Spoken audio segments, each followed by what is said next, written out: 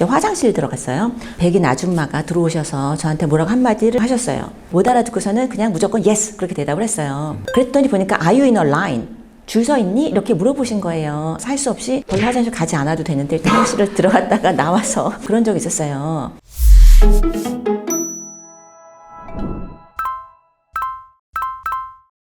안녕하세요. 서울대학교 심리학과 한수원입니다.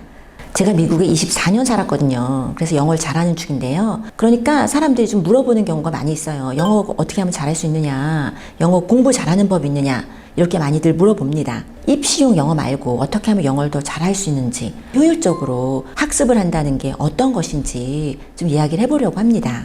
소리 내서 읽는 게 중요합니다. 눈으로 이렇게 읽는 게 아니라 소리 내서 내 목소리를 읽는 게 중요해요. 발음이 중요한데요. 이 언어라는 게 소리로 이루어지는 거기 때문에 발음이 굉장히 중요합니다. 사실 저는 지금도요, 제가 이 단어 발음이 정확하게 뭔지 모르겠다 이런 게 있으면 항상 뭐 네이버나 구글이나 이런 데 보면 사전 나오잖아요. 인터넷 사전. 그래서 그거를 원어민 목소리로 소리를 들을 수 있잖아요. 그렇게 해보고 몇 번 따라 합니다. 정확하게 발음이 될 때까지.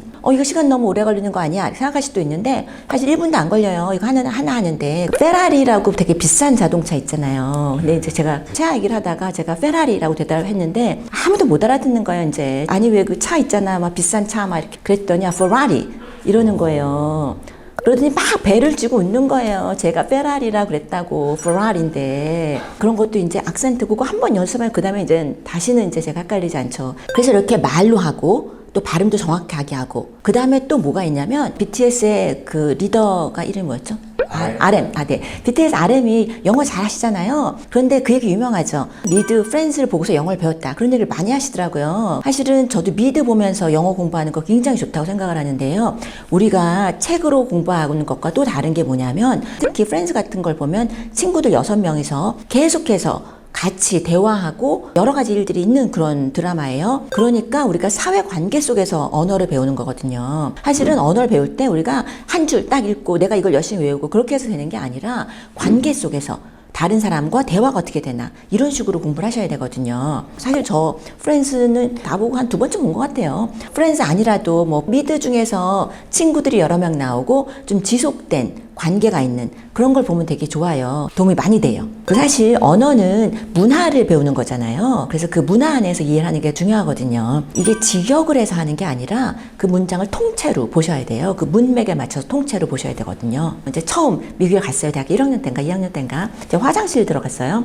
아무 생각 없이 거기서 이제 거울 앞에 서 있었는데 어떤 이제 되게 친절하게 생기신 백인 아줌마가 들어오셔서 저한테 뭐라고 하셨어요. 그래서 제가 못 알아들었어요. 당연히. 못 알아듣고서는 그냥 무조건 yes 그렇게 대답을 했어요. 그 다음에 공부를 생각했어요. 저게 무슨 말씀 하신 걸까? 저한테 물어본 다음에 yes로 서 있었더니 제 뒤에 서 계시는 거예요. 그랬더니 보니까 are you in a line? 줄 서 있니? 이렇게 물어보신 거예요. 그래서 이제 제가 줄 서 있다고 대답을 했구나. 할 수 없이 거기 화장실 가지 않아도 되는데 일단 화장실을 들어갔다가 나와서 그런 적이 있었어요. 사실은 우리가 그렇게 무슨 말인지 모르잖아요. 근데 이런 식으로 문맥에서 이제 우리가 이해를 하면은 전 이제 그 문장을 너무너무 잘하는 거죠. 이제 그 다음에 또 노래로 또 언어를 배울 수도 있거든요. 음악이 언어와 굉장히 비슷한 구조를 가지고 있습니다. 그래서 뇌과학 하시는 분들은 음악의 기원이 언어와 같다 이렇게 얘기를 하셔요. 그래서 우리가 좋아하는 노래 같은 거를 완벽하게 불러보는 것도 좋습니다. 그리고 멜로디나 리듬을 맞춰서 영어 공부하실 수 있거든요. 또 한 가지 제가 말씀을 드리면 우리가 영어 공부를 잘하고 싶어야 잘하는 거잖아요. 그 동기가 있어야 되는데 이 동기가 사실은 뇌 수준에서부터 시작할 수 있거든요. 사실 저희가 도파민 얘기 많이 듣죠. 도파민이라는 게 뭐 보상의 기제다, 쾌락의 기제다 이렇게 얘기하는데 그게 정확히 어떻게 돌아가는지는 우리가 잘 모르고 있잖아요. 최신 이론으로는 어떻게 이제 기능하는 거냐면 기대하는 보상과 실제로 나온 보상 사이에 기반해서 반응을 하거든요. 그러니까 기대하는 게 중요하다는 거예요. 그러니까 저희가 영어 공부 얘기로 돌아가면 공부할 때도 우리가 예측하고 기대하는 게 있어야 돼요. 내가 이렇게 될 것이다. 또 이 정도는 내가 잘한 것이다.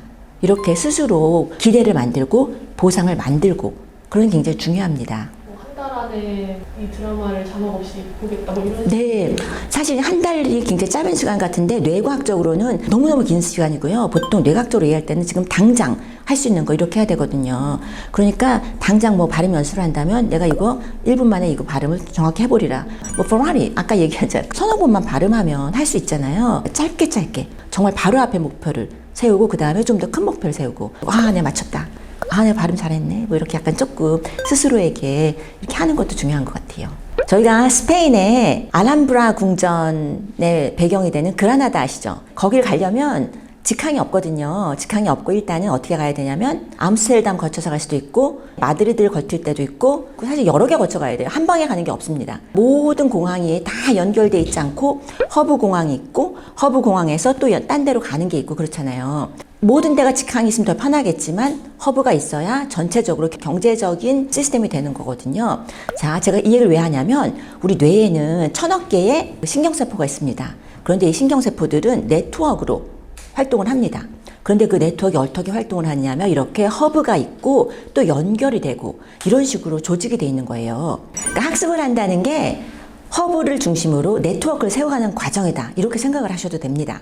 그러니까 우리가 학습을 할 때 그냥 앉아서 계속해서 외운다. 그렇게 해서는 학습이 잘 되는 게 아니고요. 여러 가지 활동들, 우리가 시각, 청각, 또 움직임, 이런 네트워크를 더 활용해서 더 탄탄한 네트워크를 만들어야 되는데 여러 가지 관계 속에서 다양한 감각을 이용해서 배워야 되거든요. 그런 게 사실 정말 언어를 배우는 거거든요.